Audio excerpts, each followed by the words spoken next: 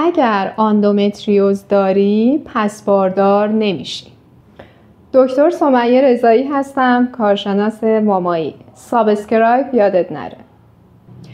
در زمان پریودی تو بعضی از افراد مقداری از خون پریودی یا قاعدگی به داخل رحم پس زده میشه و این خون میتونه توی لوله ها، توی رحم و حتی توی تخمدان بشینه.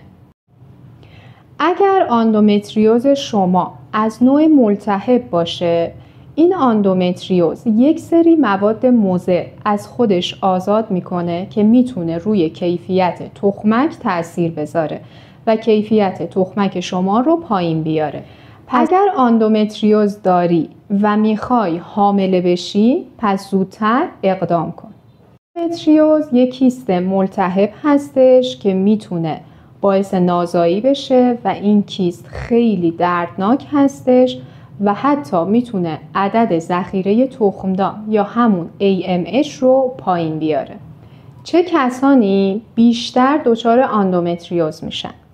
کسایی که بستگان درجه اولشون مثل مادر یا خواهرشون سابقه اندومتریوز دارن، کسانی که برای اولین بار بعد از 30 سالگی زایمان میکنن، کسانی که رحم غیر طبیعی دارن. اولی معاینه بالینی، دومی بررسی علائم، سومی سونوگرافی و چهارمی MRI. ولی بهترین راه تشخیص اندومتریوز لاپاراسکوپی هست.